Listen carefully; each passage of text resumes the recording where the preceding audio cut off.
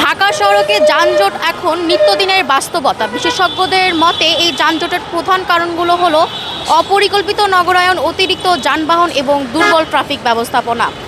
এই সমস্যায় মানুষদের বাস্তব অভিজ্ঞতা জানতে চলুন কথা বলে আসি কয়েকজন পথচারীর সঙ্গে।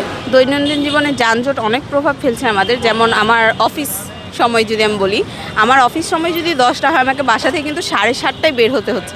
এই যে এত ঘন্টা আগে আমি বের হচ্ছে, এতে কিন্তু আমার কর্মঘণ্টা যে লাগছে 8 ঘন্টা, সেটা তো লাগছে। আমার নিজের যে অতিরিক্ত সময় চলে যাচ্ছে দৈনিক যানজটের জন্য, এটা একটা সমস্যা অবশ্যই।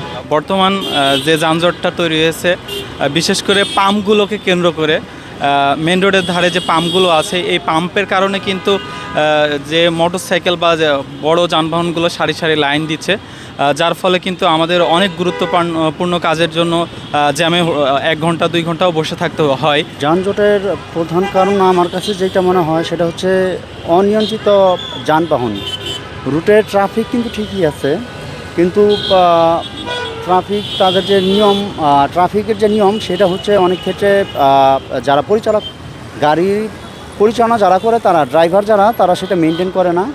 এছাড়া কিছু রিক্সা বা বাইক, রিক্সা আছে যেগুলো হচ্ছে যে তারা তাদের রুলস যে মেনটেন ট্রাফিকের সেইটা তারা ঠিকমতো পালন করতেছে না, যেটার কারণে হয়তো বা যানজটটা বেশি আমার ধারণা।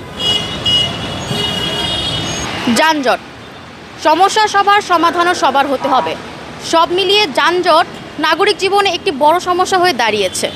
দ্রুত এর সমাধান না হলে এর প্রভাব আরও বাড়তে পারে। সূচি, প্রাইম টিভি।